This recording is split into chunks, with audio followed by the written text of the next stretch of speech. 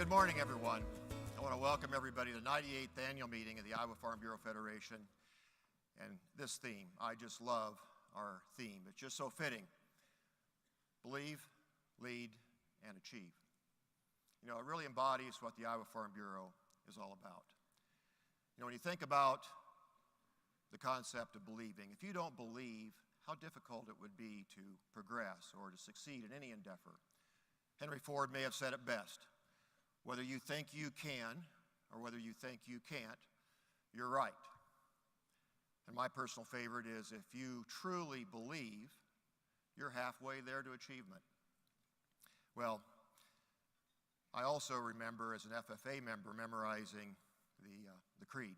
And we have some FFA officers here with us today, and I'm sure they're recalling also that creed that we all learned that begins with I believe. I believe in the future of farming with a faith born not of words but of deeds. Achievements won by present and past generations of agriculturalists with the promise of better days through better ways, even as we know the better things we now enjoy have come to us from the struggles of former years. I believe. And each and every stanza of the FFA Creed, therefore, begins with I believe, equally powerful and meaningful. It's a mandatory first step before leading. I want you to know that we believe in the future of farming, and we believe in the future of the Iowa Farm Bureau. And as the state's largest grassroots-led member organization, it all begins with you at the county level. And many of our county farm bureaus have achieved great and significant milestones, but one of those is the centennial. We have a number of counties that have crossed this threshold, but this year 7 counties celebrated their centennial. A century ago, it was believed at the local level that by coming together as Farm Bureau, we could make a difference, and we believe that to this day. So to prepare for the next 100 years, we are launching a major comprehensive effort to create and chart a new vision that will guide the Iowa Farm Bureau into the future. The Legacy Planning Committee has been named of your peers, is currently gathering input from a broad spectrum of people, and literally every member of this organization is going to have their chance and opportunity to share their thoughts about our future. And this effort will take place at a time of great strength. Our Farm Bureau membership has rose to 159,523 member families. Now, it's not enough to be just a member. We want promoters. We want promoters of Farm Bureau and agriculture, and people who believe in our mission, people who believe in Farm Bureau and are willing to lead. People like Neil Schaefer of Howard County, and this year Neil was recognized for 25 years of perfect attendance to his county board meetings. At the same time, he was recognized for outstanding conservation and water quality efforts and leadership. And I know Neil has brought dozens and dozens of members to the Iowa Farm Bureau. But the good news is we have leaders like this all over the state. We have active and working together cooperative leaders, 1,489 elected county leaders, 100 county presidents, 88 of which qualified for our President Incentive Trip this year, 155 farm team members, 429 Ag Leaders Institute graduates. They're taking on further leadership in their counties and around the state. Our Young Farmers program drew over 500 to the Young Farmer Conference, taking on leadership roles at the county level, at the state level. County farm bureaus have so many activities, and I just can't begin to mention them all, but here's a few that come to mind. Henry County organized conservation field days to help farmers learn about the latest in conservation practices. Henry County had over 150 farmers participating in a conservation field day in Salem, Iowa, to learn about grazing cover crops, soil health, and other issues around water quality. Lee County partnered with their local Hy-Vee for a Cram the Cab event, and that event was to raise food and funds for a food bank, but also to raise awareness about today's farming practices. Over 4,000 pounds of food was collected while farmers interacted with consumers.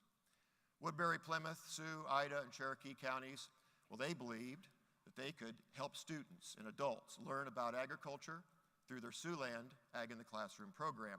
And in 2 short years, the program has reached 30,000 youth and adults with information about today's farming practices and believing and achieving.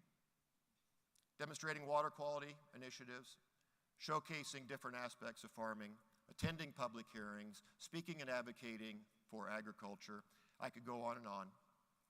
But the collective sum of the efforts of our county leaders has yielded more activity than ever for this organization, and it's what makes Farm Bureau truly unique. Now, to all of you, I want to say thank you. The key point is just down the road from you. In every county of Iowa, there is a Farm Bureau promoter, somebody that's representing the organization, and the activity level is growing. Also down the road from you, we have a team of professionals that are caring for our risk management needs. Farm Bureau Financial Services, our financial services partner, truly believes in Farm Bureau, our mission. They share the Farm Bureau name, and they share our values. The insurance market is a competitive one, and it's challenging, but we benefit from this partnership with FBL. We are again named towards top 50 insurance companies in the nation. FBL is only one of 6 companies that has both its life and PC operations on the award list, leading nationally while only serving a fraction of the country. And this year, our valued employees gathered and celebrated their 20th year anniversary of the IPO at the home office in July of this past year. And this chart illustrates our growth in stock price since the IPO in those 20 years, with dividends reinvested, a total return exceeding 1,243%.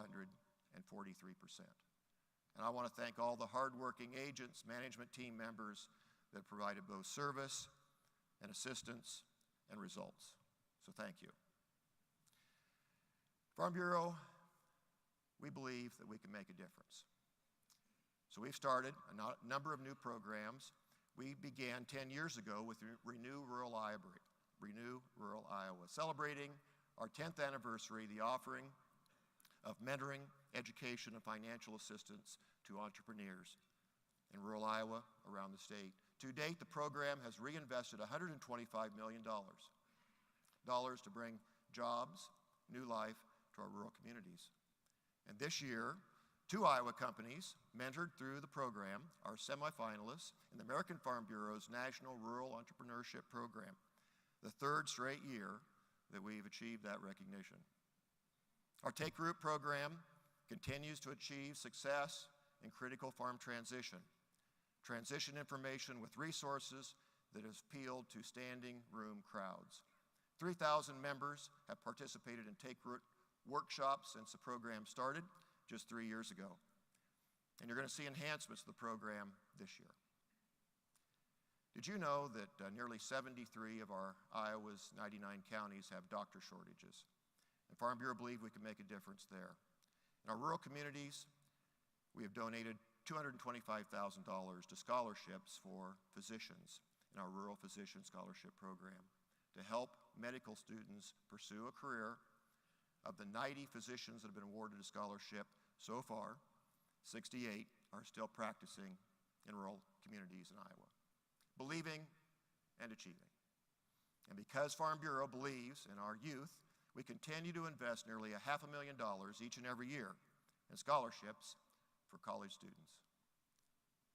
Iowa Agricultural Literacy Foundation by Iowa Farm Bureau is supported by a number of groups, commodity organizations as our partners, and we're breaking new ground to help enhance STEM programs with agricultural information, reaching, realizing, and achieving sustained excellence. We're so fortunate to have the highly competent professional staff that we do to implement these programs. Our programs and our support, the professionalism by our Farm Bureau staff is unequaled, and they continue to win awards. And recently, we received word from the American Farm Bureau Federation that we will receive all 6 possible awards of excellence at the American Farm Bureau: education and outreach, leadership development, member services, member development, and public relations. That's due to the special partnership that we have between our members and our staff who each and every day believe, lead, and achieve. So if you would, please recognize our Iowa Farm Bureau Federation staff.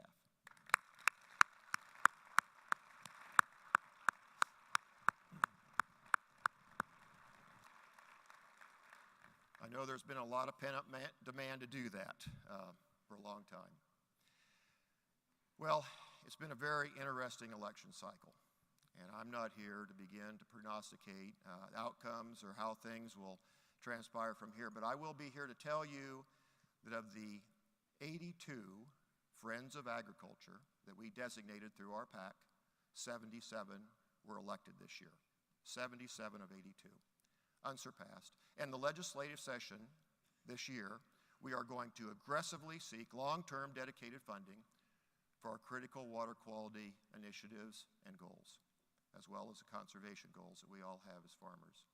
We are going to seek equity in the mental health system, finding a solution to that, as well as providing a coupling to the depreciation schedules that the federal government has made permanent. We need a comprehensive farm bill nationally. Our delegates are going to visit today about just exactly what that should look like. How do we build a comprehensive bill that strives to achieve the policy goals of this organization? So we know realizing, achieving sustained excellence in agriculture does not happen by chance. It's purposeful, it's thoughtful, it's strategic. The challenges facing humanity are significant. And I'm sure you have heard the world population is expected to exceed 9.6 billion by 2050. And some folk don't want to hear that.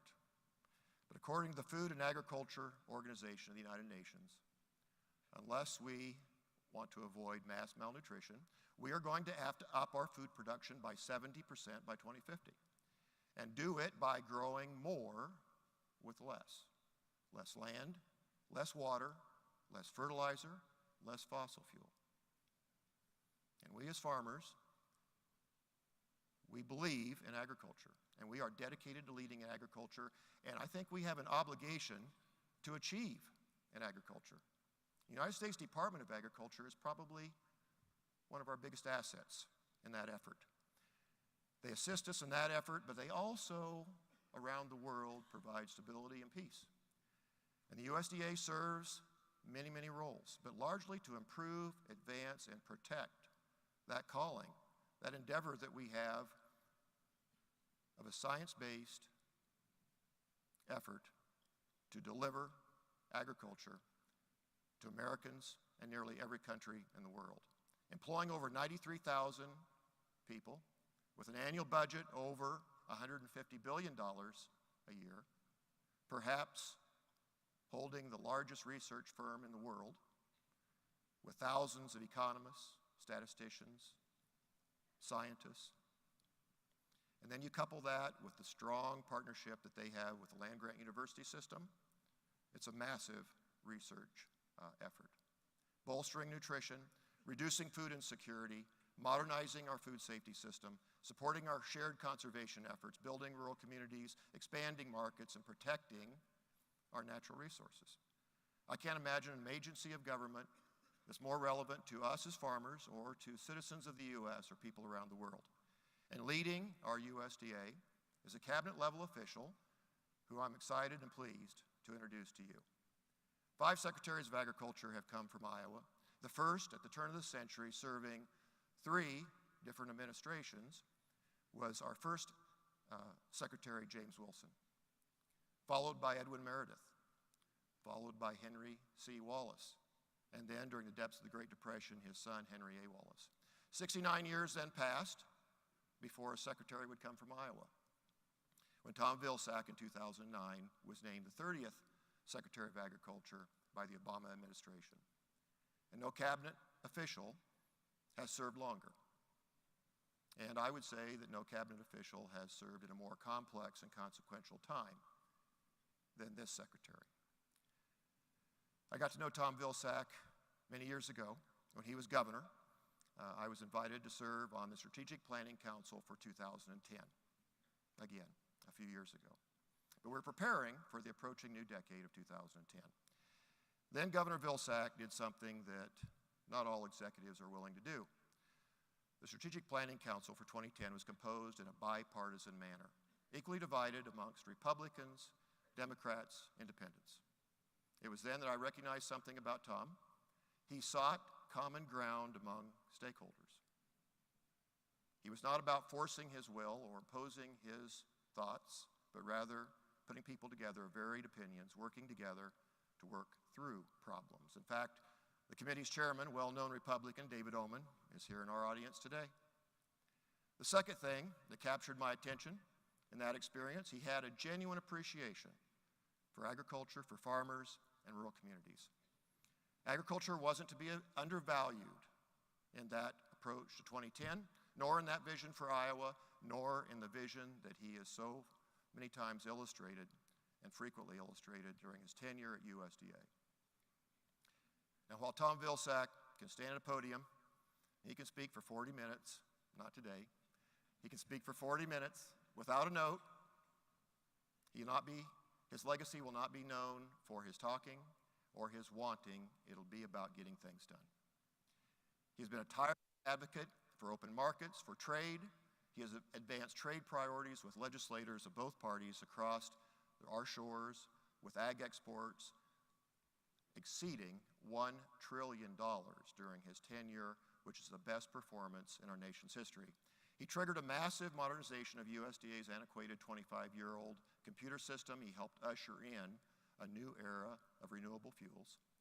And during his time at USDA, the agency reduced the backlog of submissions for biotech traits from 20 to 5, pending approval.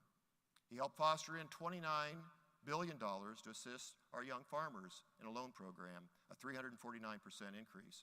He marshaled in resources for an effective high-path avian influenza response. He always knew how to thread that needle to bring people together and parties to come to conclusions that are favorable, to bring a favorable outcome. Now, Secretary Vilsack sought many ways to get the GMO issue resolved. He put 10 people in a room, 5 on each side, debated for 7.5 hours to try to hammer out a conclusion. When you consider the enormous issues that day to day a secretary has to deal with, you'll appreciate what the secretary goes to find common ground. Young and beginning farmers, as I said, have never had a better advocate during his tenure.